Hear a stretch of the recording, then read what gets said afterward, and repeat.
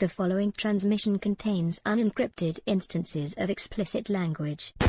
Shall we begin? Smiley is suspicious, Percy.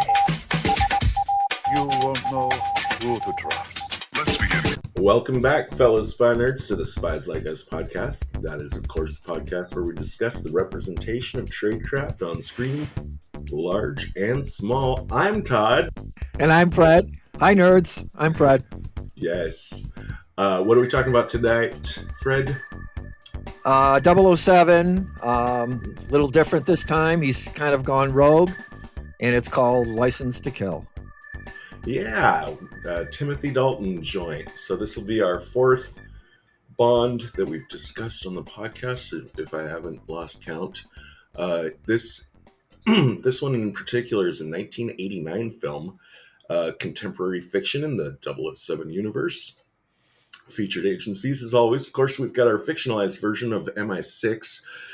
Also fictionalized versions of the CIA, the United States Drug Enforcement Agency, Hong Kong Narcotics Enforcement is also involved. Mm-hmm. High-level Hong Kong Triad members make an appearance, although they're not critical to the plot of the film. Everyone but Thrush. Everyone but Thrush. Yeah. Our Bond villain, a little less of a supervillain than we're used to from the James Bond stuff. He's a South American narcotics kingpin with an extensive network of agents, informants, and assassins. Although the one Bond gimmick he has is his iguana that he pets. You know, Blowfield and his cat. You know, so right. I think that's a nod to the obligatory James Bond villain with a pet, to pet. They wanted to, they wanted to do something like but the villain, usually it's a physical defect of some kind. And here, I think it would probably be unkind to imagine that they're supposed to be suggesting that his acne scars are a physical deformity. We wouldn't want to think that, but he was cast because of them, because they were specifically, that was a big reason he was cast. They were specifically trying to give us a feel of Manuel Noriega. Yeah, because it was set in Panama, the Isthmus of Panama. So right? Definitely. Mm-hmm. So 1989, we're talking about pretty much the height of the Reagan and Bush war on drugs era, where drug dealers were our villains of choice. It was always in the news, starting to hit in popular culture. Carlos Rivas, the head of the Columbian Medellin cartel, was arrested in 1987. So that had just happened, and we don't find out the nationality of our villain, who is played, I think, very nicely by Robert Davi. We're going to talk a little bit about him. But that's what he's supposed to represent, is probably the head of the Medellin. The Medellin we talked about in Sicario. That is the very famous Pablo Escobar. Yeah. That is the proto cartel. That's the one that all the future cartels were modeled on. It is now defunct, but very much influential and pioneering in the systematic use of brutal assassinations to enforce compliance. Yeah, and I think that's another big difference in this. Rather than fictionalized villain organizations like Spectre or Thrush, you have, as you say, the Medellin cartel, and the Contras are mentioned, which is a real-life bunch of counter-revolutionaries from Nicaragua that the CIA supported. So in that way, this kind of leans more toward modern-day history as far as villains go, not so much Spectre or Thrush and some other fictionalized take over the world organization. Right. Definitely not living in a volcano, this guy. Um, and no plans to like nuke the entire world's population and flee to the moon. Yeah. So how did that land? How did that land with you? It's a much more grounded villain. Mm-hmm. Actually, let me ask this too. What's your history with this film? Had you seen it before we? I don't remember. I don't remember if I did or not, but it was worth a see again about it. And like I say, the novelty of it being gone rogue, right? And it wasn't sanctioned by M, so I just get the feeling that he's making it up on his own, right? Kind of going through that. Right. I also got there's definitely shades of Thunderball throughout the whole movie with the underwater skin diving, scuba diving, and fighting underwater, mini submarines, spear guns, air hoses ripped out of the enemies, sabotage of the ship, of the boat. So there's a lot of Thunderball influence in this. I don't know if you've ever seen Thunderball. I haven't seen Thunderball, but there's also a lot of underwater stuff in the Roger Moore film that we covered, which was The Spy Who Loved Me, if I'm not mistaken. No, there's From Russia with Love. I don't remember which Roger Moore we did, but it was the one that had the submarine car. Okay. I have not seen a whole lot of James Bond films myself. I hadn't seen this one before. I saw them growing up as a kid. We watched them. I remember they were rated M, right? Before, which is kind of like the equivalent of PG-13 now. And the Bond movies were rated M. Yeah. And I thought it was a big deal when I could get into those, when I was a kid. Okay. Yeah. But I think it's just one of those things. It's kind of always said, because this guy Timothy Dalton, he only gets two bites at the apple, and so he's one of the lesser known Bonds. But it's always been one of those things where, like, you'll always hear people say, like, the Timothy Dalton movies actually kind of were some of the better ones, in people's opinion, even though he's not considered to be like the best James Bond himself. Right. And the other thing, as you see that I put down there, as much as this has some serious historical references and great action scenes, it has its share of camp too. It really does. Like that bar fight, that's going on where she's wielding the swordfish as a weapon. Yes. And the stripper keeps dancing during the whole fight. And the whole Wayne Newton thing is pure camp, where he's going along and he's not putting up too much of a fight and saying, bless you. And Bond water skiing behind the seaplane. There's enough camp in there that it keeps it light. It is sprinkled in. Actually, the first sequence that comes before the titles, where he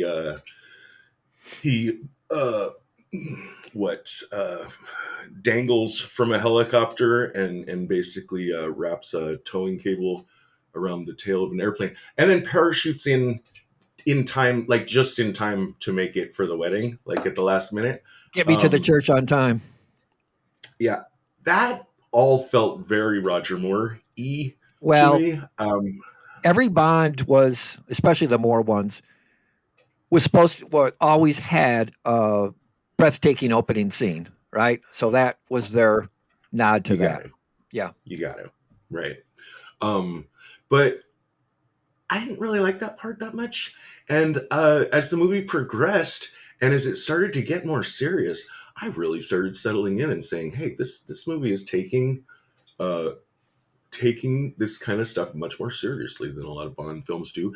I am going to go out on a limb right now. Of course, it's at the end of the podcast that we give our final rating on the accuracy of the tradecraft. But I'm going to go ahead and say right now, I think this is the most realistic Bond film I've seen. And that even includes the Craigs. Yeah. The acting, I thought, maybe we'll get into that later, by the two women, I thought was poor. Especially the Bouvier one, which I thought was, with some of her hokey lines that and then the gal that played Loopy too had a lot of vapid lines, but maybe we'll get to that. Yeah, sure. Let's talk a little bit more about Dalton first. Um, he's the third or the fifth Bond, depending on how you count it. I think that's because there's a weird Casino Royale parody in with there yeah, somewhere. with Woody Allen and David Niven. Okay. Isn't Peter Sellers in that movie as well? Yeah, I think so. Does he play Bond? No, we don't know who I plays think Bond. I think David Niven plays Bond. I'm Okay. guessing. All right. Um, the performance of Bond films had really tanked with the last couple of Roger Moore's, and struck through with a very surprisingly good return of Sean Connery to the role, like just out of the blue. Um, With Dalton never say had signed. never. With never say never. That's Okay, right. Connery came back, and it wasn't a broccoli sanctioned one either. And they also everything I've read about it and seen it, it was kind of a rewritten Thunderball script. Right. The this is an era, like ever since Thunderball, there's this kind of schism. I don't want to go. I think we talked in more detail about it in a previous episode. I don't want to go all the way back through it, but there was a bunch of legal wrangling and bullshit going on between the scriptwriter of especially Thunderball and the Broccoli family, and some of this was coming to a head at this point. So the third Dalton film that was planned hit just massive delays because all that stuff was like hitting the courts, and it just went long enough that he said, I'm not going to wait around anymore. Although he quit in '94, this film comes out in '95, which is kind of crazy. So Pierce Brosnan was plugged into the role that Dalton had been meant to play in Goldeneye. So Goldeneye Dalton right now is playing that prequel to Yellowstone. He's playing an aging, an old man cattle baron. I don't know if you saw that, but it's weird to see him. He's an old man now, and he's playing in the prequel. You know how there's a couple prequels to Yellowstone? Oh yeah, there's a whole so Yellowstone expanded universe they're making. Yeah, he's in that with Helen Mirren and and Harrison Ford. Yeah. Oh, cool.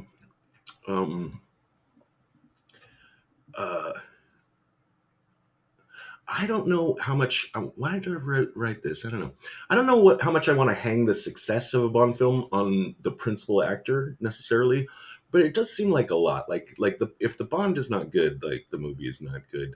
I think you really have to know this character well.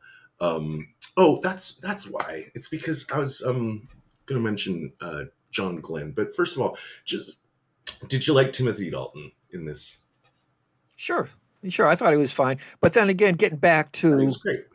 Yeah, George Lazenby though. Here's an example. Okay. George Lazenby on Her Majesty's Secret Service. I don't think he was known as being a great Bond, but that movie is critically acclaimed as one of the best. The movie itself, and I don't think it's so much that he was great, but the story was good. And if you read the critics' reviews, that's a critically acclaimed one on Her Majesty's Secret Service. And it's also when Bond gets married to Diana Rigg and she gets killed, which is they make a reference to in this one, this License to Kill one. When Felix's wife says something about you being the next to be married, there's that awkward. Yeah. Yes. I liked him. I liked him great. And the Lazenby one, that'll be when we circle around and do another James Bond film. We'll finish out our set with Lazenby, and we'll have covered all of them. Yeah. Except for that one. I don't think we're ever going to do that Woody Allen one. I wouldn't. That was just pure comedy. The director of this film is John Glenn. This is the final of a 5 in a row directing James Bond, which is the most James Bond films directed by the same person. And even before he started directing, he'd been involved as editor or second unit director on many of the Bond films, dating all the way back to, ding, ding, ding, the Lazenby one, Her Majesty's Secret Service. I like this film a lot. And considering that this is 5 in a row from John Glenn, so he is at the peak of his experience of directing James Bond films, and I think it shows. Yeah. Well directed film. You'd think it would have taken another director to take this different approach about a rogue Bond, but you know what I'm saying? But it was him who was, yeah. You know what I'm saying? Right. And then fucking Tom Cruise goes rogue in like every single Mission Impossible movie now. Yeah. I'm getting kind of tired of it, actually. I mean, I love the Mission Impossible movies, but I'm getting tired of him constantly getting disavowed. But yeah. Robert Davi, I did not know this. Apparently, he's a really great singer. He does like Frank Sinatra kind of style crooning. Is he call it crooning?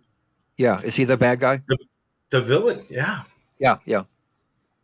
He's played a lot of bad guys in movies. Yeah. He weirdly shows up in a surprisingly large amount of films that I've personally loved, or at least remember well from my youth.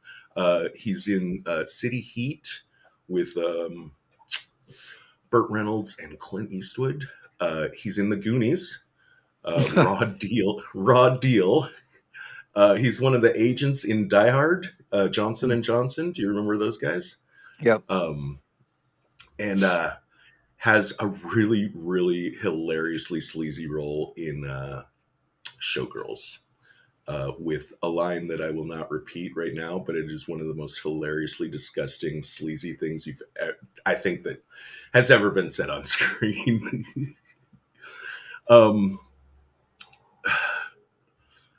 In preparation for this, Robert Davi researched the Colombian drug cartels, how to do a Colombian accent. Okay, so there's his nationality. It's Colombian. And was a method actor who would stay in character off set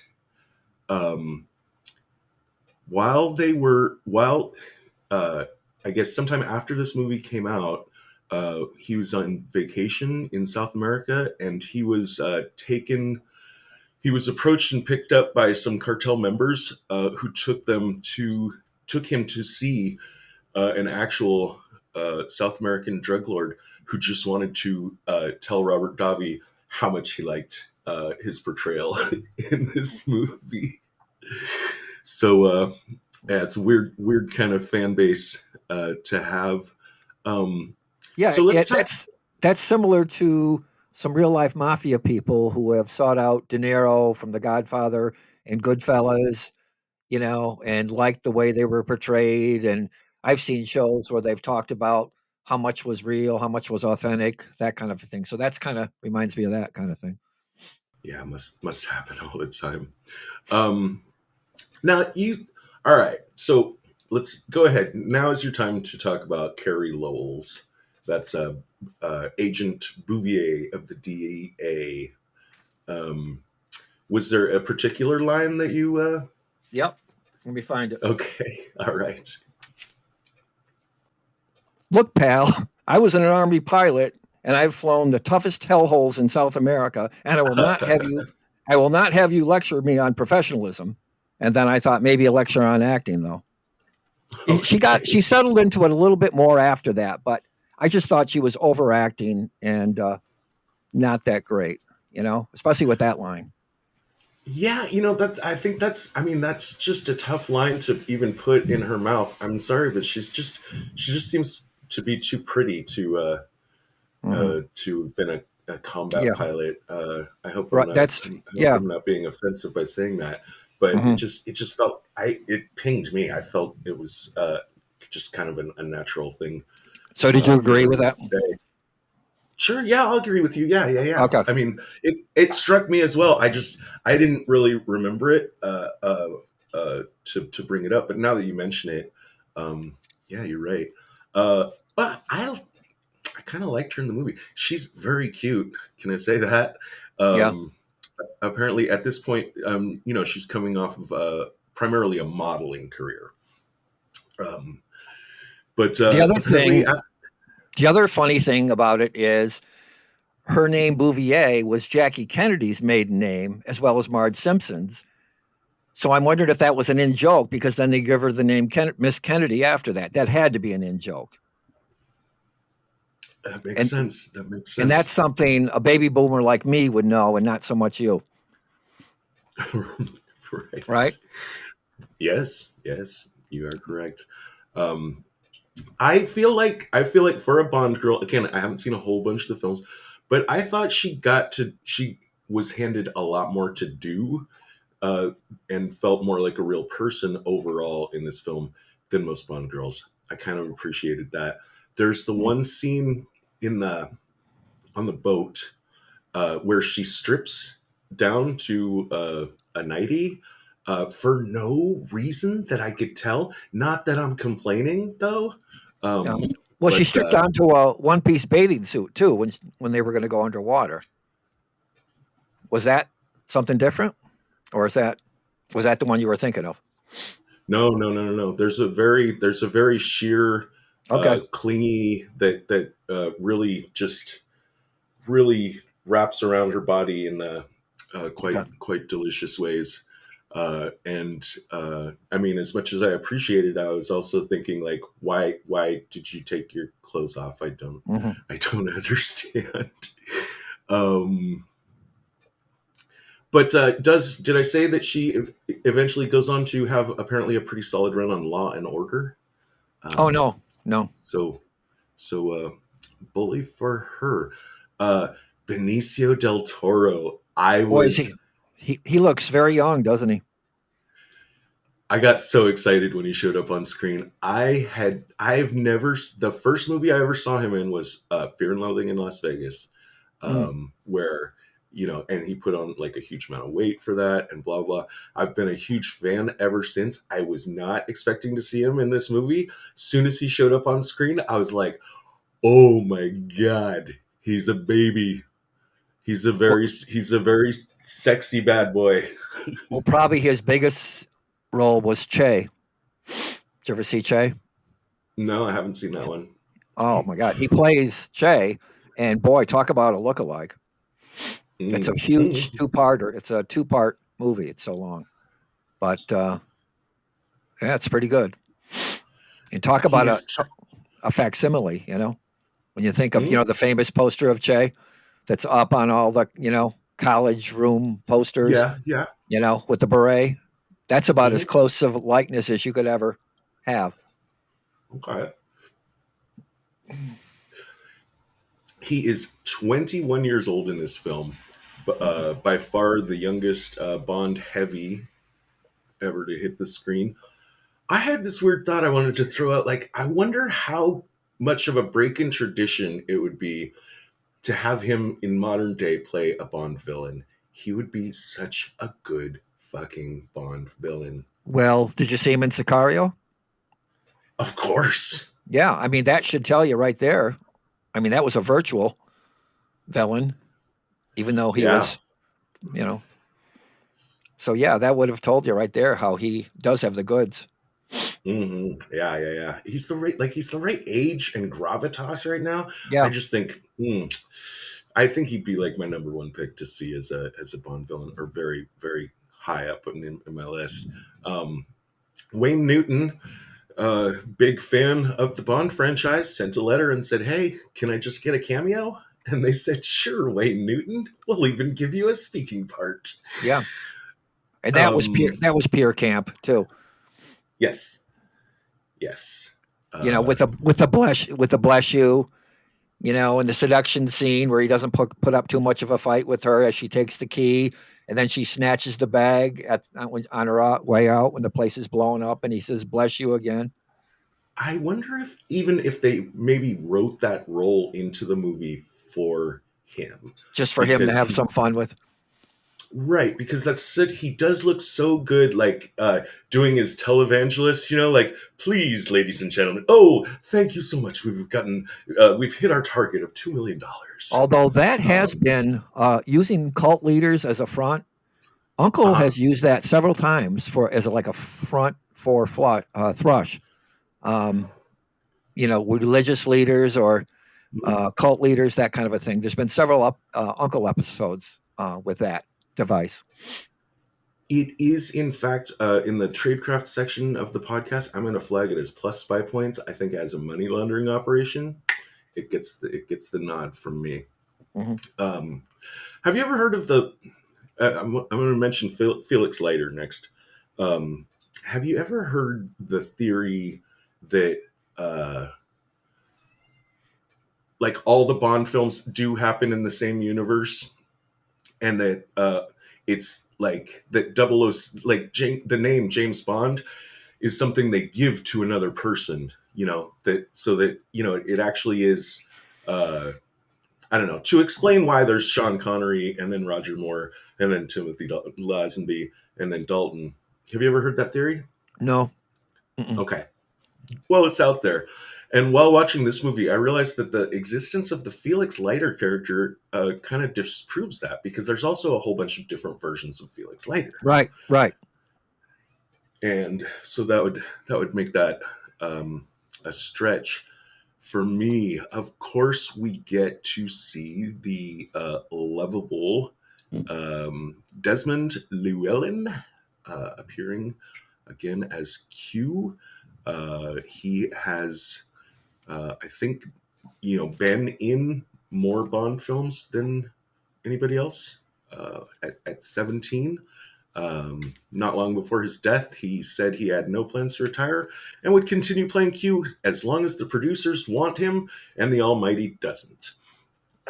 So I guess the Almighty finally decided it was time to call Llewellyn home. To me, that was a delightful plus of this film, to see how delighted Q was to be back in the field. He just, like a little boy, his eyes would light up. And there's like 2 times when Bond dismisses him and the girl, and the look on his face is just little boy disappointment, and how he brightens up when Bond does tell him to bring the rolls around. He knows he's back in the game. So I think he's having more fun than anyone. And then his incognito street sweeper disguise with the radio antenna coming out of it, too, was pretty cool. So I think if he was in it anymore, he would have stolen the show, because he was having a ball, and you just could relate to him being so thrilled about being in the field, and then, disappointed when Bond would try to dismiss him. He is adorable. He is absolutely adorable. Yep. That's all I got for context. Anything else you want to talk about in the film in general? Let's before we head to the briefing room. Well, let's see what I thought. The whole I did put the whole Thunderball thing was very evident for me, which wasn't a bad thing. It was just evident. The amount of the the whole idea of going rogue, which was interesting. Contemporary issues like the drug cartels and the Contras, light bits of camp. So they were able to, and that's the thing I think most interesting about this. They were able to do a serious, historically contemporary story, but also put in elements of camp. As I said, Q's little boy enthusiasm about being in the field, and the underwater scuba scenes, a la Thunderball. So all those elements I thought were pretty cool. Retinal scan complete. Validating security clearance. Clearance granted. You may now enter the briefing room. While I think the first half is mostly serviceable, generally by the book Bondcraft kind of stuff, I think it's in the second half of the film where it really gets into what I thought was an enjoyably complicated plot with lots of characters, lots of wheels in this movie, on both blue team and red team, alongside and against each other. A lot of people with different conflicting motivations, and everything just seems to click very nicely. I think it has, of all the Bond films I've seen, I think this has the most number of characters that are actually important to the story. As far as walking through the film, you let's see. I give at the beginning, oh, well, at the very beginning, we've flagged that Sanchez's plane is landing somewhere where it would be legal to go in and grab him. I'm giving plus spy points for the DEA for keeping such close tabs on Sanchez that they're ready to pounce, at this opportunity. Mm-hmm. He's landing in Key West, which is a very small island, perhaps on the periphery of U.S. soil, or I wasn't really sure if they were picking him up from the Bahamas or the U.S. That was a little fuzzy to me. But way out on this little island, Sanchez might have actually thought that he was still in international waters. Was also going to flag, Bond comes along, as an observer, but ends up discharging his weapon here. That's probably a violation of some kind. And this is one of the few movies that was not set in England at the beginning. Okay. Oh yeah. That's right. Right. It's all set here because they want to move away from the Cold War. They want to get a little more, take a little more from the headlines. So they're moving it over to the U.S. And so that's why they've decided that the lighter character, who is usually CIA, has transferred to the DEA and is working on the Sanchez case in South America, so that we could. And I remember him as a little boy. I remember him in Voyage to Bottom of the Sea, the submarine captain, right underneath Richard Basehart in that show. His name was Lee. So that's how I remember him. 60s TV show. I see that you have notes here referring to The Godfather and The Deer Hunter. What did you want to tell us about? Because those two movies use a wedding to open the movie and introduce the characters. And that's kind of going on here. Both The Godfather and The Deer Hunter use a wedding, and quite a long wedding too. Much longer than the one in here, to introduce the characters. That's their device. And I always thought that was interesting, and it really has an effect.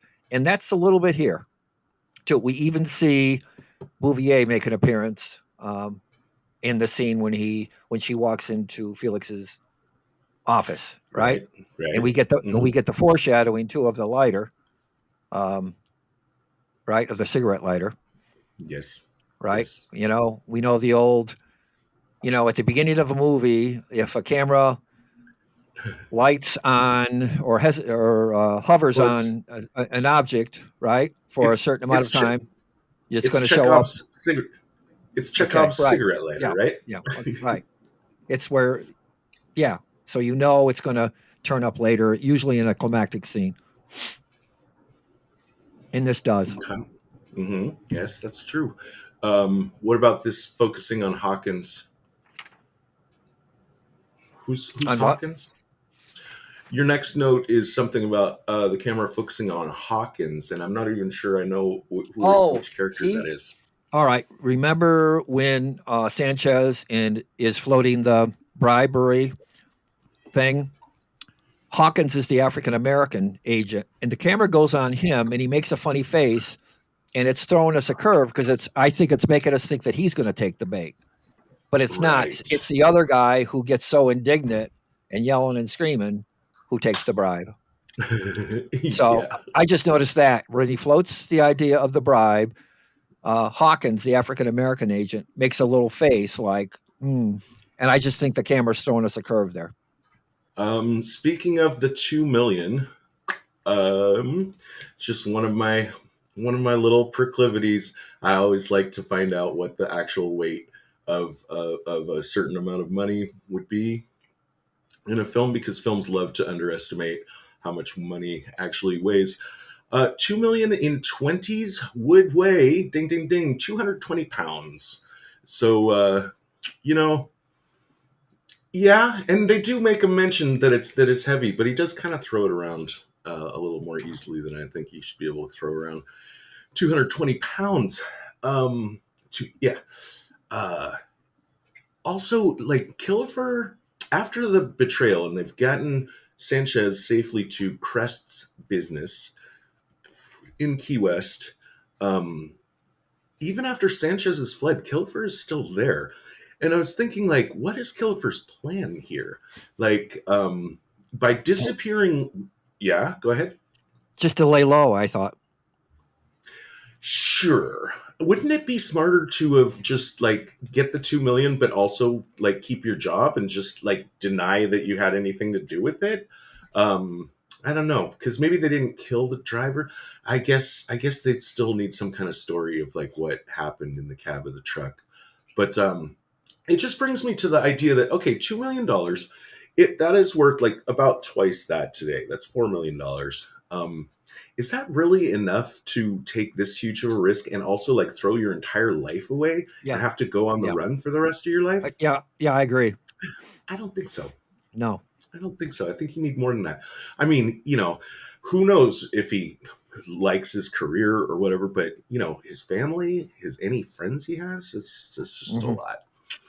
The whole nothing personal, just business has been so overused, but I believe it originated from The Godfather, and so many movies have used it since. Tell Michael it was nothing personal. Tessio says to Tom Hagen, played by Robert Duvall, tell Michael it was nothing personal, just business, as they take him off to kill him. Right. But also the what a terrible waste when the guy's eaten by the shark. Sharky says, "What a terrible waste of money." Yeah. And that's a little disingenuous because when you say nothing personal and you kill a man's wife, that's beyond personal, right? You're right. There's no business purpose. So it's for almost that, like, really. yeah, it's almost like when after a cop gives you a ticket, they say, "Have a nice day," Right. So yeah, this is in the part where Bond has, it's very standard. Again, like I said, the first half of this movie, very by the book as far as a Bond film, generally speaking.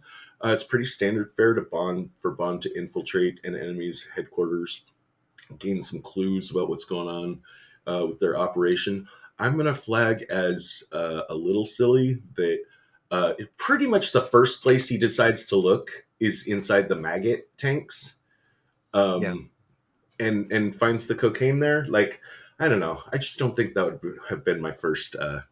That's probably their way of instinct. just speeding the already overly long movie up. Oh yeah. Did you think it was over long? Did you? Well, you said it was 2.5 hours, right? It's 2 hours and 10, which Okay. I do think is a long movie. Yeah. So maybe that was part of it, part of the speeding up. Yeah, sure. Hey, yes, kitty. Shh. You could be Blowfold. Put that cat in your lap and start petting him. You should see. Actually, I can pick him up, and he not now because he would freak out with the monitor and everything. But I can pick him up and cradle him in my arms, and he's just as happy as a clam. And we wouldn't see your handicap either. Right. Because you're from the waist up. Now, let's see. Bond is in trouble here. Oh yeah, because Bond he's making plans with Sharky. He's gone kind of AWOL because he gets hauled up in front of M, who has made the trip all the way here to Key West personally. Maybe he didn't need to do that. Maybe he did. But here, M is demanding that Bond be on a plane this afternoon. Apparently, he's needed in Istanbul. And Bond resigns in protest. And when he's asked to surrender his firearm, he instead flees, which could have got him killed. Could have not gone well. I'm giving this minus spy points. For one thing, the guy just said get on a plane this afternoon. You could have just walked out of here and then just not gotten on the plane. Right, without it being so dramatic exit. Right. Now, character-wise, I guess the justification is we want to show how offended Bond is that they don't seem to care as much as they should about Leiter getting eaten by a shark. But it's just not the right play. So yeah, he could have just walked out of there. And as far as the firearm, I like to think Bond could just would be capable of procuring a firearm if he needed I one. just So again, miss when I saw that guy. He was all right in an English sort of fatherly way, but I just miss the original M, the way he would dress down Bond and scold him and just be so intolerant, just bust his chops all the time. I just miss that character. And like we saw before, he played the grocery clerk in The Spy Who Came In From the Cold. But mm, I forget his this name, guy, but or no, no, the guy that you like, the original M, the original M, you know, yes. yeah, with Sean Connery. I just would love the way he'd have no patience with him and was always dressing him down, and even with Moneypenny too. So he was great. I just thought that guy, whoever he Mm. was. So now that Bond is out on his own, and originally the movie they wanted to call it License Revoked. Apparently they changed that because they thought Americans would associate it with a driver's license, which is silly. But License Revoked just wouldn't have been a good title. But License couldn't to they have Kill. just added the word "license to kill" revoked? I Seems still like I think that's clunky. Just call it License to maybe. Kill. All right. Yeah, much better. So he goes out to sneak onto Crest's boat. Crest, of course, the associate of Sanchez. So Bond has figured out that Crest is involved in the cocaine smuggling operation. He gets in there and he goes. Let's see. Shooting this guy was not the right move. He's on the boat. He's on the boat sneaking around. He talks to Lupe a little bit. That was kind of unnecessary. I guess he was going into Crest's cabin to interrogate Crest. That still seems like the right play. And when Crest comes to the door, if that was your objective to grab Crest, that was an opportunity to do it. So, meeting Lupe, talking to her, it just didn't really serve any purpose. And then when they show up with Sharky being the black friend of Leiter and Bonds that we were introduced to earlier, they've killed him, and this one guy kind of makes a joke about it. And Bond pops out and shoots the guy, jumps into the water, grabs his scuba gear, goes down there, starts sabotaging the cocaine, which I'm not sure what purpose that's supposed to serve for Bond's mission of getting at Sanchez. Like, shooting the guy didn't seem like the right play. Whatever it was that, like, at this point, and then Bond does a whole bunch of complicated stuff and really seems to be winging it. I just wanted to flag that in that, like, we don't know what his plan was when he got on the boat in the first place, but it certainly wasn't this. But here's what I said, and I think you said again, this does not seem to have been his plan, but we will see that he does use it in a million intelligent ways. I said, well, maybe since this is my guess, maybe since this isn't an official mission sanctioned by M, and he's going rogue, and it's a personal vendetta, maybe that's how you might say he's making decisions on the fly and doesn't really have a well thought out plan. Right. So maybe you could explain it that way.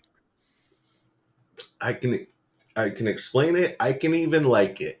And still think that it's not the best move.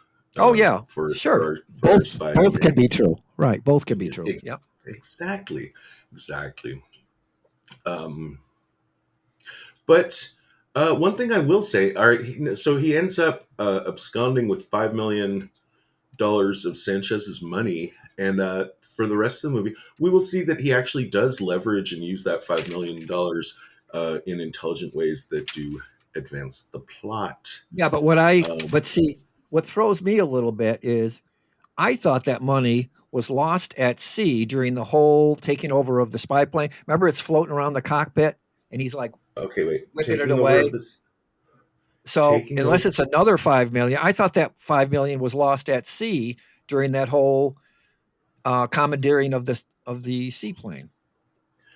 Well, I think there's just millions all over the place. $5 million. Right. what's the line in The Recruit? That's probably just a rounding error in the cost of whatever Sanchez uses to cut his cocaine Well, with. and I know he skimmed off some in the hotel room for the bell hop or whatever. So it wasn't completely 5 million, but then he, shows up with all the money at the casino. But like I say, I just remember that money floating around the cockpit of the plane, and I thought a lot of it was lost at sea, but who knows? Maybe there was enough after that. It just seemed like that 5 million went a long ways. And then he sticks it in that depressurizing thing, right? Yes. That's one of the ways he gets multiple uses out of the money. Yeah. Which is cool. Now, Crest, again, to this plan. So whatever his plan was, Crest was his only lead that we know of. It still is his only lead, or I mean, it still could be. He still could keep pulling on that string, but he deviates from that to follow up on the Bouvier thing for no reason that is given in the movie. But he sneaks into Leiter's house, finds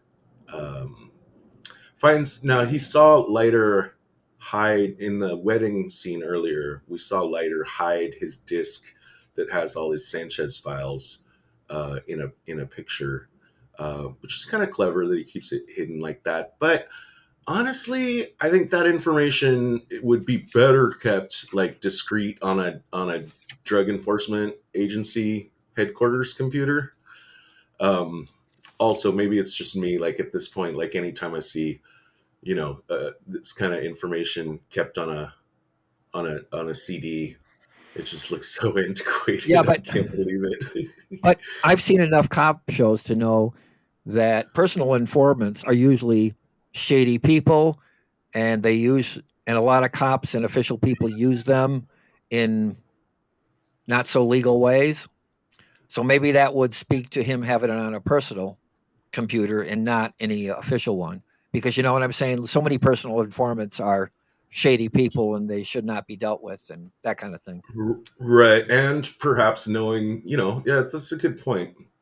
And there's a good possibility that Sanchez has people working on the inside at DEA. Very good point. But also, Sanchez's goons raided Leiter's house, and Bond makes the assumption that they've seen these files, which he doesn't actually have any evidence of. And right. If they had seen the files, he'll tell Bouvier later that they know about her, which doesn't add up, because to do that, they would have had to have found the disc. If they found the disc, they certainly wouldn't have put it back. Right. They would Right. But I think Bond is saying it's a possibility that, okay, it could have been also on the files that Sanchez's goons took. And so for him to say that, it's not only a cautionary tale for her, but leverage for Bond over her too. Right. Yes. So exactly. Even if it's not true, which it probably isn't, it still could be a smart thing for him to say. Exactly. Yeah. But also I think the goons, they should have trashed Leiter's computer. Whether they find anything on it or not, just put a bullet in the hard drive.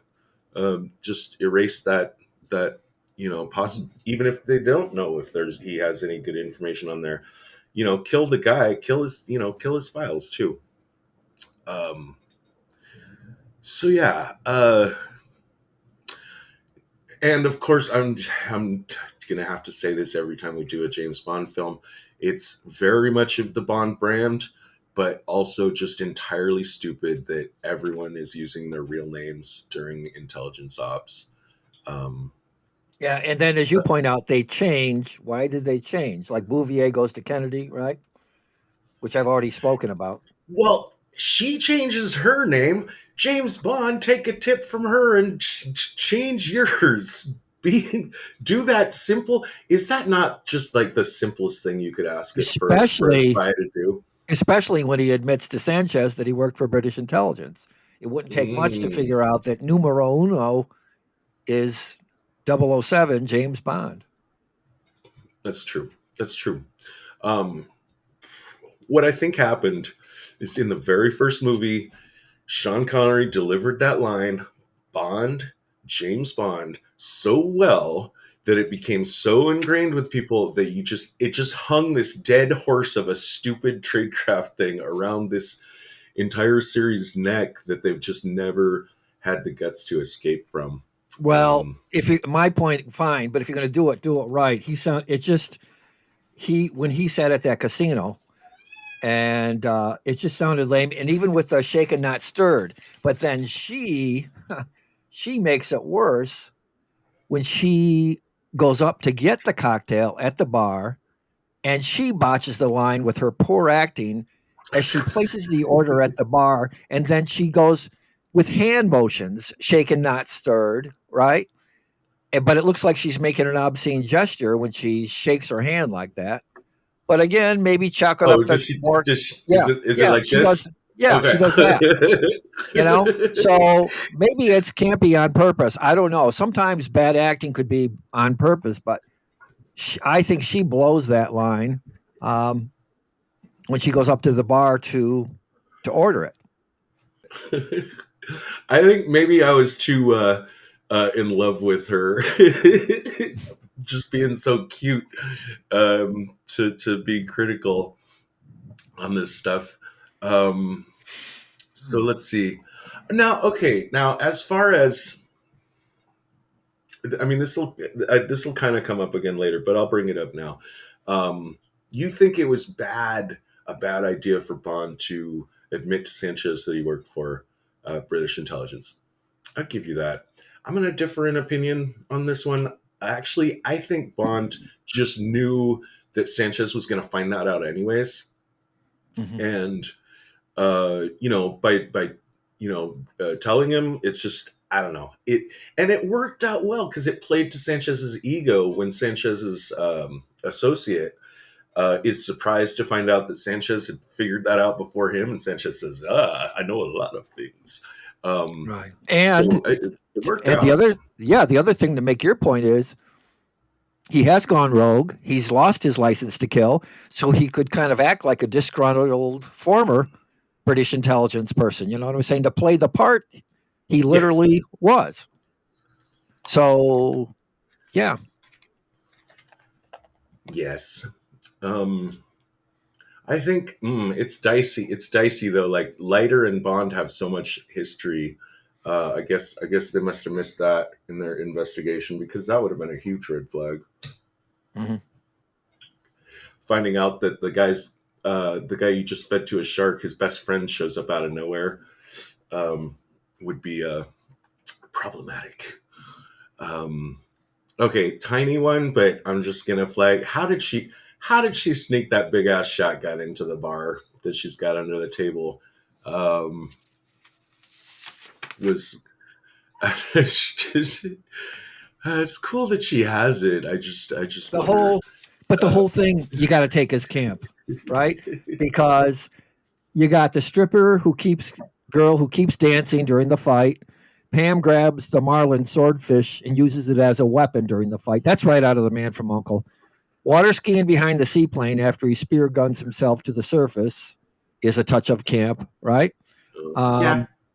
And her overall poor acting, to give her the benefit of the doubt, maybe it's supposed to be that campy and bad, like delivering those hokey lines. And then you got the Wayne Newton thing. So I just attribute those scenes to camp, especially the bar fight, and then later with Wayne Newton in the seduction scene. And again, great way of having a bit of both worlds, right? It's not completely camp and it's not completely dark, right? So it's this kind of dark rogue James Bond isn't all dark. So in that way, you might say, hey, they handled it pretty well. Yes. Next up in my notes, I've got here that Dario, that's our Benicio del Toro's character. At this time in the bar, before the bar fight breaks out, Dario has seen Bouvier and Bond together. Mhm. And I, wrote it down to myself, is this going to be a plot problem later when Bond presents himself to Sanchez? It kind of should be. It maybe, maybe doesn't make sense that Dario hasn't reported this information back to Sanchez, but also Bond, even if for some reason Dario hasn't, Bond doesn't know that. So when he makes his play on Sanchez, he is really, really uh, taking a huge risk. Um, there's a later thing though when Dario does recognize Bond though. It's delayed a little bit because of what I think was kind of clever is they had everyone wearing masks to avoid the, I don't know, chemical fumes of the Yeah. cocaine But gasoline process. by that time, Sanchez knows and has him right where he wants him, right? I, I don't think Sanchez knows until Dario says, "Hey, this is the guy." Okay. Yeah. All right. But it's unexplained why Dario has failed to report back to his boss in the meantime between the bar Okay. scene and there. Um, so why do you think Bond deposits the money in a bank that's controlled by Sanchez? To give him Did more this, credibility and authenticity, you but know? Sanchez is yeah, but Sanchez has just lost $5 million, right? And Hmm. then you show up and Oh, deposit $5 million in a bank that's controlled by Sanchez. Sanchez can do basic math. I mhm. think that's an Yeah. oversight. Well, you know me. I thought half of that money was lost at sea and blown around the airplane too. Hmm. It Right, just right, seems like right. they literally get a lot of mileage out of that 5 million. Yeah. So I'll mention again. We find out now. So what Bond does, he goes in and he wants to get Sanchez's attention. This is a cool way to do it. Just go in and be like this super high roller kind of guy at the casino. Um, but is that really enough? And then also, so Sanchez notices this. He sends Lupe down to talk to Bond, and I don't think Sanchez should be trusting Lupe to do Well, anything right. at Not only this that, point. Lupe gets real close to him and is trying to warn him, and there's nothing subtle about it. She's obviously showing concern and getting real close to him and looking all serious. Hmm. Oh, And to me, if he was viewing that from the TV screen, he'd think and know that something was up, right? I think so, 100%. Um, Sanchez is busy arranging his summit with the triads. The triad bosses that he wants to do business with. He's got a very complicated money laundering scheme involving a phony meditation retreat.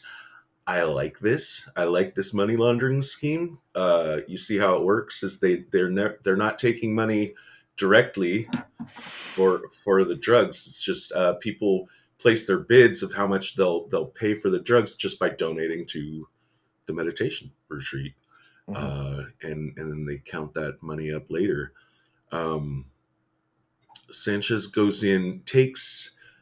Uh, I guess this is a scene that Bond is not in, but there's a scene where Sanchez goes in, and oh right, where he's showing the triads his operation. He's explaining it all to them in what I think is a pretty loud voice. I think there's too many people around, too many ears around. You should be more discreet here. There's like 50 people in this room. Only one of them needs to be an informant. Only one of them needs to have like a gambling problem Mhm. or be compromised in some way.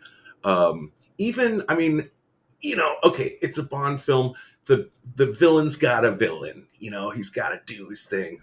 But absolutely, your real cartel heads, guys, they're the kind of guys that don't even say anything to their closest associates They have that could be middlemen, that buffers. even then they do it in a way where they imply what they want, Right. even to Yeah. their closest associates. They Right. never say anything that could be repeated in a court of law that would make them look guilty. And Sanchez is just breaking that rule like like crazy. He's handling a lot of things personally that he doesn't need to. Now, I get it. When his girlfriend Lupe was sleeping with that other guy, definitely that maybe is the kind of like, Yeah. I'm gonna. Well, what was his accountant there, the young kid, did handle some of that, but probably should have handled more of it, right? What was his name? The I young, didn't. I don't have his name, but I know the guy you're talking about. yeah, The accountant guy. yeah. He should have, and he did have. And he was escorting the triad guys around for a while, but Mhm. But you're right. Sanchez should not have shown up in that way. You know what it reminded me too of is. Did you ever see the Mickey Rourke movie Year of the Dragon? No. It's great. He plays a cop and he's dealing with the Chinese triads in an American city. I want to say San Francisco. I don't know, maybe New York, but it's good. It's like in the 80s, Year of the Dragon, but it's the Chinese triads he's dealing with. Yeah. Very good. Those, Yep. those guys are always fun villains in my book. Yeah, so Bond gets his meeting with Sanchez. Sanchez is not going to talk to him about much until he takes his passport and says, "We'll get back to you after we've checked you out." That's kind of smart. I really love the fact that Bond uses this opportunity to take note of potential sniper situations Yeah. on Sanchez's office. Um, I'm not sure. I'm not sure that you can identify bulletproof glass just by looking at it, but I guess Bond can. Yeah. It would also be a pretty safe assumption. So this is a test here where, shoot.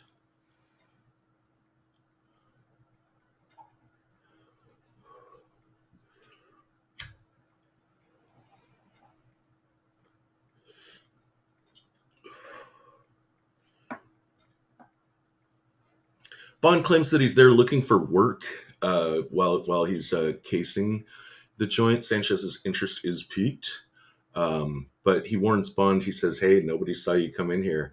Nobody needs to see you walk out." Now that is a test, I think, because Mhm.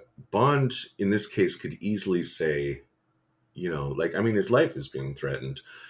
Sometimes this is where the character will pull a bluff. They'll say, "Well, actually, this entire building, there's the platoon of United States Marines surrounding the building right now. So, back off." But by admitting that he has no support team, that makes him look more defenseless, which is very high risk thing to do. But I think it's the right play in Adds this to the situation. authenticity of his situation Yes, too, and that's right. desperation. That's right. hmm Bond then he sneaks into the hotel disguised as a waiter. That's unusual for a Bond film. I don't usually see Bond going into disguise.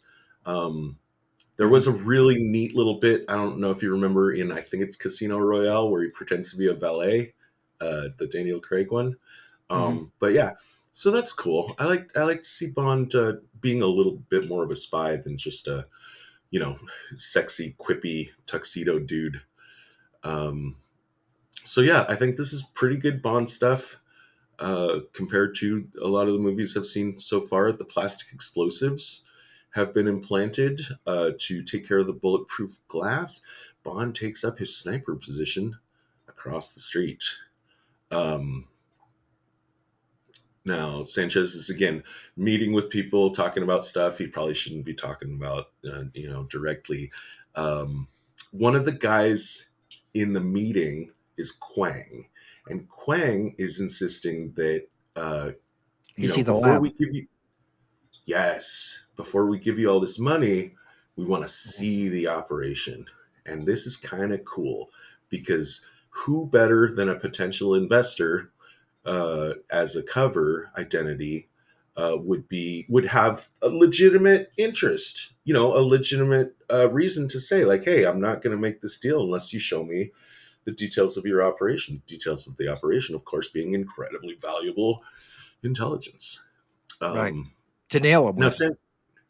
Sanchez is smart enough to notice that and raise it as a concern. Say, we're going to have to keep an eye on this Quang guy. He's correct to do so because Quang is, in fact, Hong Kong narcotics enforcement. And how many times have we seen that, too? I've seen that in other detective movies where a cop will stumble on something where there's already the feds or somebody is already infiltrating them and risks blowing the whole thing. That's kind of a standard fare with cop movies. Mm-hmm. Yeah, Quang is concerned that Bond's assassination attempt on Sanchez is going to blow his operation. I don't know about that. I mean, a dead Sanchez is like kind of a good outcome if you're trying to take down his operation. Of course, there's always going to be someone else. But Sanchez probably, or I mean, Quang probably wants the evidence that's in the lab too, not just a dead Sanchez, right? Yeah. If he wants to take down the whole operation, exactly. So Quang nabs Bond. He interrupts the assassination attempt.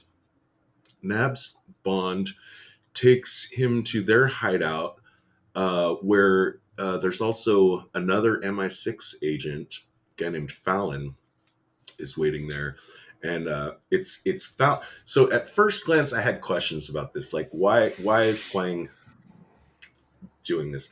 I think these questions were correctly answered by the movie. The presence of Fallon is very important because that's like our first thing is like what tipped Quang off to Bond in the first place? Well, the answer is, of course, Bond has gone rogue.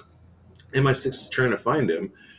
Fallon decided that Quang would be a good guy to bring in on him. Fallon's job is, of course, just to bring Bond back to England.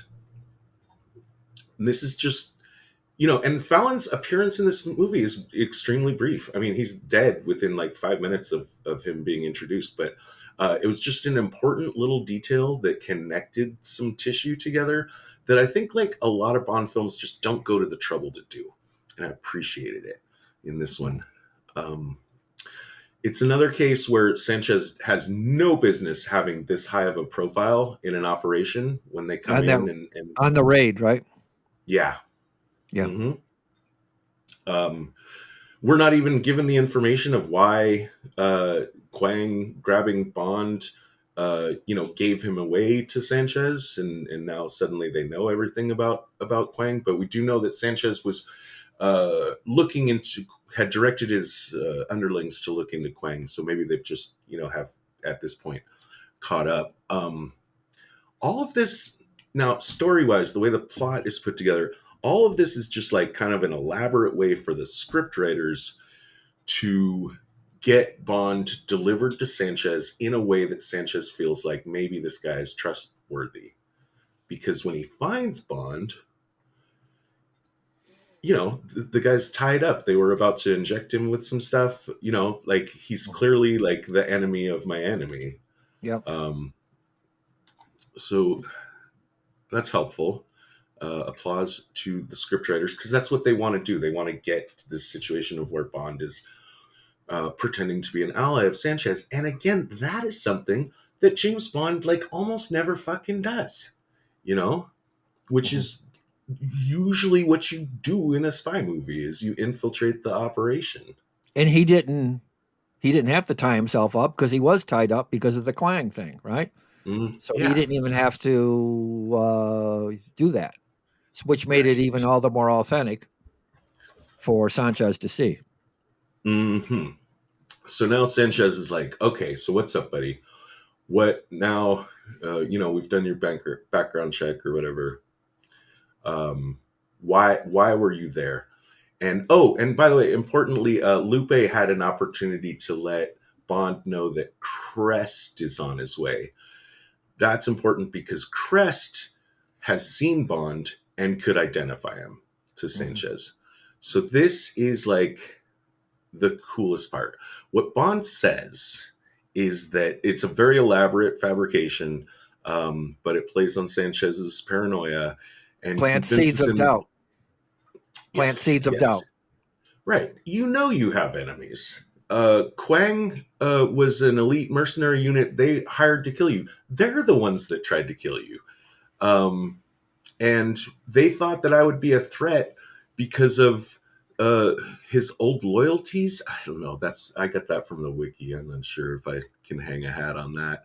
But Bond does say, they seemed well informed enough about you that it would suggest that you might have a leak in your operation, which is all really, really good shit. He has come out of this kind of smelling like a rose.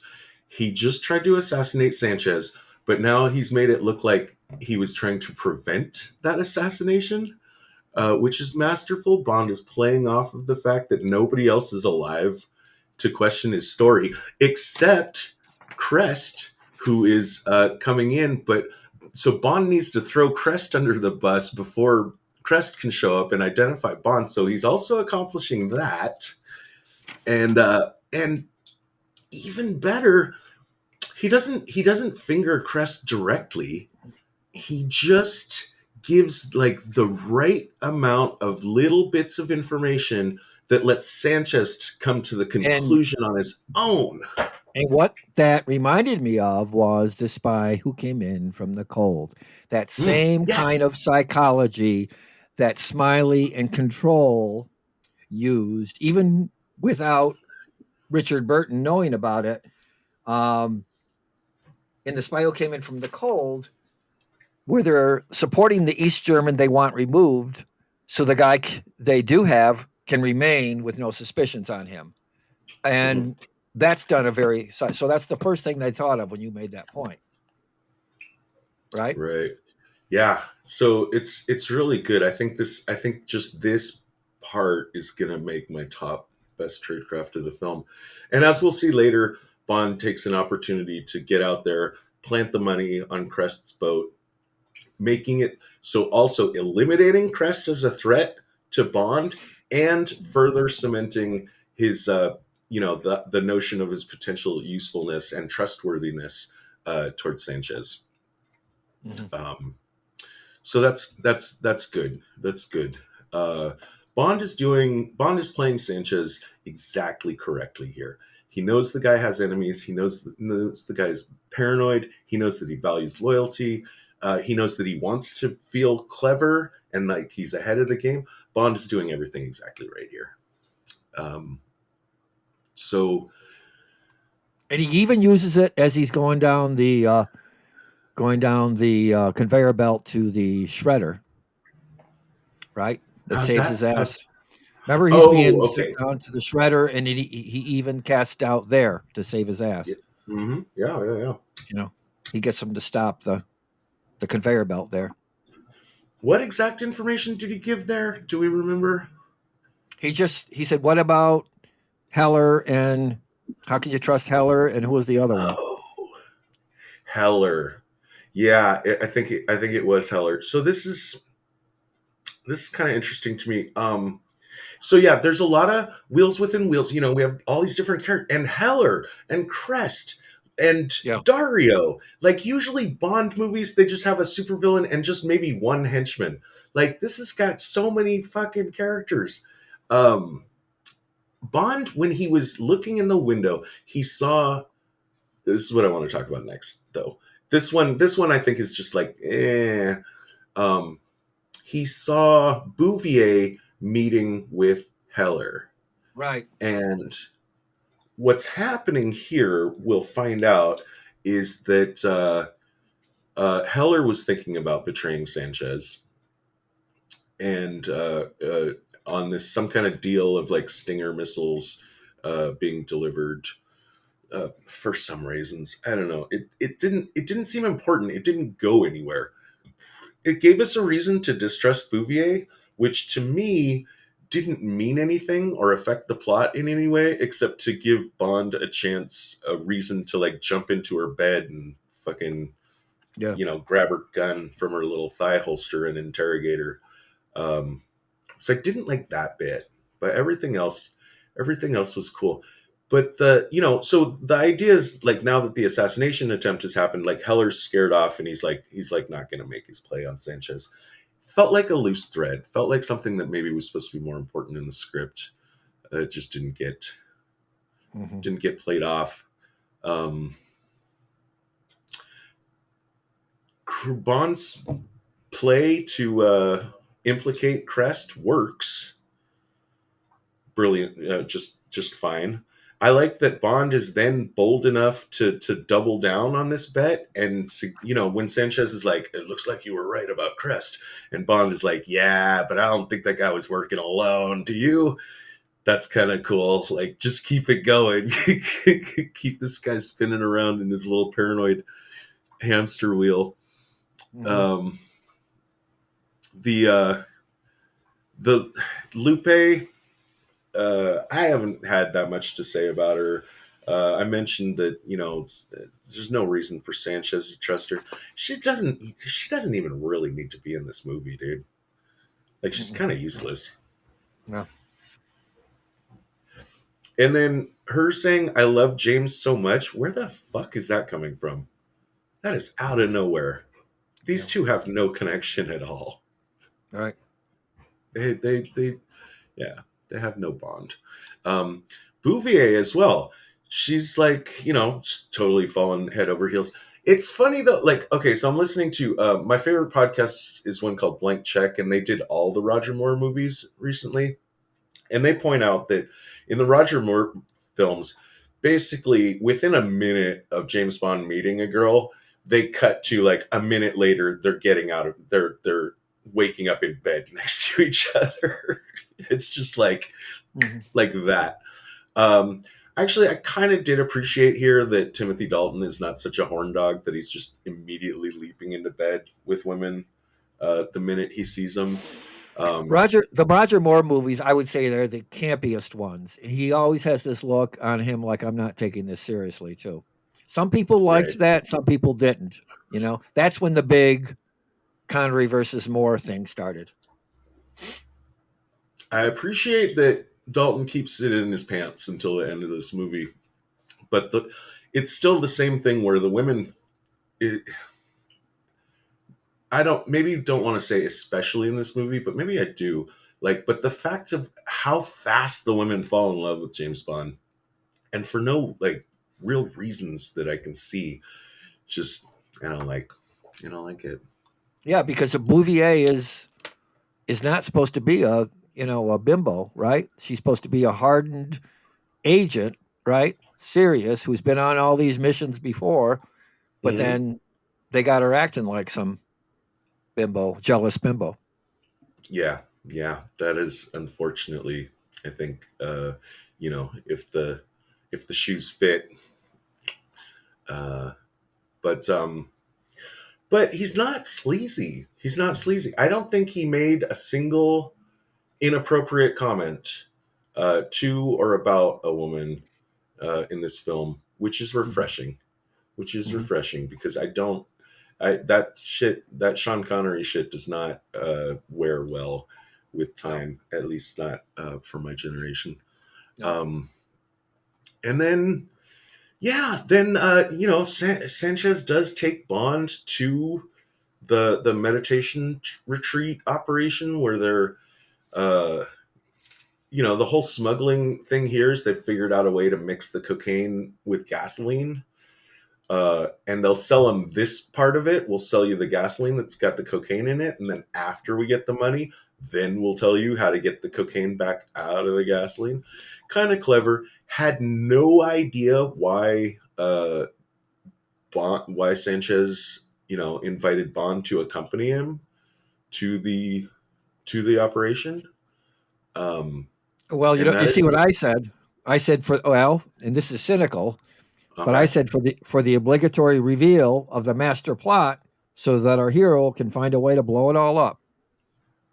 Exactly. I mean, which is a staple of every Bond movie. Yeah, it's just like it's almost like the someone's looking at their watch and saying like, "Hey guys, come on, we're an hour 45 minutes into this movie. We gotta move it along." That's my last tradecraft note. for the movie. As usual, for a James Bond film, we're going to end with action. Action is not really the purview of the focus of discussion on Spies Like Us. So, have you got any other tradecraft notes to make? You know what though? I will say, I'll just say this. I like the action at the end with the trucks. I thought it was really good. I thought too, this is the sort of thing I kind of wish I had seen in the theater with like a good sound system. I think it would have been really, really cool. And lacing the cocaine with gasoline ensures it's going to be not only flammable but blow up, right? He destroys those tankers one by one. Mm-hmm. Yep. Oh no, I did have a final note, which is okay. Also, again, like maybe we're just running out of time, but at the end we just get a phone call from M and says like, "Oh hey, by the way, John Bond, everything's forgiven. Like you're reinstated for no reasons." For no reasons. Bond should be in so much trouble at this point. Well, he hasn't done anything to redeem himself. Especially with that original M, he would have just not tolerated that. Absolutely. You got an agent killed, James. Right. Come on. And you disobeyed orders and all that stuff. Agents, please report for debriefing on this operation. The director will see you now. Fred, star rating first of just how much we personally enjoyed the movie, and then we'll talk about giving this thing a final tradecraft rating. How much did you like this movie? I liked it. I thought it was pretty good with the different premise of Bond going rogue. It brought in contemporary issues like the drug cartels and the Contras, but still managed to keep it light with bits of camp, like the bar fight and the seduction of Wade Newton, along with Bond water skiing behind a seaplane. An unexpected delight was watching Q's little boy enthusiasm and excitement about being in the field with Bond, as well as the disappointment on his face whenever Bond dismissed him. I thought Bouvier's acting left much to be desired as she delivered hokey line after hokey line. Loopy's character wasn't that good either. The film's underwater scuba scenes with fights, spear guns, air hose ripping, and mini submarines took a few pages out of Thunderball, which was okay by me. And like you said, the action scenes were good. So, yeah, I gave it a thumbs up. All right. What I want, though, is a number between 1 and 5, if you can. Okay. 3.5. 3.5. I'm just a little bit underneath that with a 3. I think it's a total solid 3. It's a much more grounded James Bond than I'm used to in the pre-Craig era. A much more grounded villain, a lot of good characters, a lot of things actually going on that kind of make sense and advance the plot. Also, Carrie Lowell, with apologies for my male gaze, I do have one, and she did deliver what I'm looking for in just eye candy. And the final action scene was pretty damn good. Yeah, solid 3 for me, right down the middle. Tradecraft wise, we're going to talk about our top 3 best and worst. Fred, you've gotten better about keeping it down to 3. I could have got more because like you said, this one was loaded with tradecraft. Right? It was. For a Bond film. A little bit of grading on a curve there for a Bond film. It's not Tinker Tailor Soldier Spy over here. No. But of the worst tradecraft I saw, Sanchez trusting Lupe to go talk to Bond, just really huge red flag to me. Like, what the fuck is going on? My number 2 worst is the manner in which Bond resigned. When, he just could have walked away, just not got on the plane. It was like right there in front of him. And my number 1 worst, that whole sequence where he raids Crest's boat and just doesn't seem to have any kind of plan of what to do, didn't work for me. What about you? What were your worst tradecraft notes? Number 3, Bond telling Sanchez that he used to be a British agent. Number 2, Bond and Pam using their real names at first. And number 1, Sanchez dealing, I stole this from you, Sanchez dealing directly and personally with the triad heads rather than having middlemen to insulate himself for security and legal reasons. That probably should have been on my list too. Yeah, you're right on that. Over on my best tradecraft, the donation project as money laundering, I thought is pretty innovative, and I think it works. Yeah, it works as far as I can tell. The using the plastic explosives to defeat the bulletproof glass, I thought was clever. But my number one, easily, and it's complicated, and I don't want to go back and explain it all together. But the big lie that Bond tells Sanchez at the point in the movie where he tells him is so perfect, it accomplishes so many objectives. Creates the seeds of doubt. And it's just exactly the kind of thing that I don't expect to see when I settle down for a James Bond film. What did you think were the best tradecraft moments? And that was shades of Spy Who Came In From the Cold, how they subtly created those seeds of doubt with the East German. That was beyond subtle. Yeah. All right. Number 3, Bond sneaks to the roof of the hotel and uses a grappling line to rappel down, planting explosives in the window of Sanchez's office in adjoining conference room. I know you like that too. That's on my list. Number 2, Q's tradecraft of designing the camera gun with the optical palm readout that ensures only Bond can fire it pays off when the ninja Bond is fighting and tries to use it on him. And number 1, the way Bond plants seeds of doubt with Sanchez about the loyalty of his men like Crest and Heller, along with getting Sanchez to believe that he is trying to prevent an assassination attempt on him rather than his real intent. Yeah, the big lie. It was really good. I was like sitting up and taking note. Like, wait a second, is this a James Bond movie I'm watching? What's happening here? Multi-layered, right? Yeah. So, park bench rating. Geez, I didn't preload this one. So I'm going to have to go and look at some. I think I'm just going to compare now park bench rating. That's again, another 1 to 5. This has nothing to do with how much we like the movie.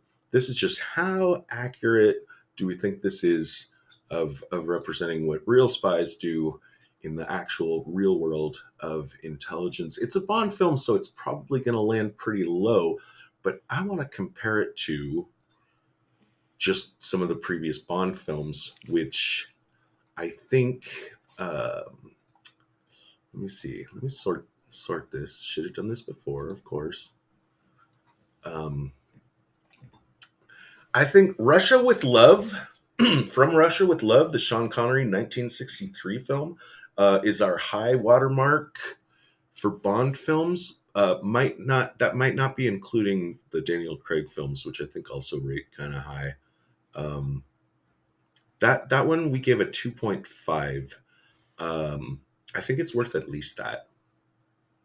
But I think I might not want to go all the way to a 3 because I think that maybe just gives James Bond as a concept a little too much legitimacy. Plus, the great irony is it's not a typical James Bond because it's not a sanctioned mission. It's revenge, going rogue kind of a thing. That's right. And that's also like kind of bullshit. Right. Right. Although ironically, they get in a lot of multi-layered, as we said, realistic contemporary things in that rogue mission too. So it's kind of complicated to classify this and compare it to the typical Bond because it's not a typical Bond. But in some ways that makes it better too. So yeah. I think it's a 2.5 with honors. Okay. With honors and appreciation for a good try at making Bond a little bit more realistic. Okay. All right, cool. Protocol 9 initiated. This podcast will self-destruct in 20 seconds. The preceding transmission sampled the songs Ice Cold by Audionautix, Enter the Party by Kevin MacLeod, and sound effects from freesound.org. Attributions and links are found at spieslikeus.net. Editing by Todd Hostetler.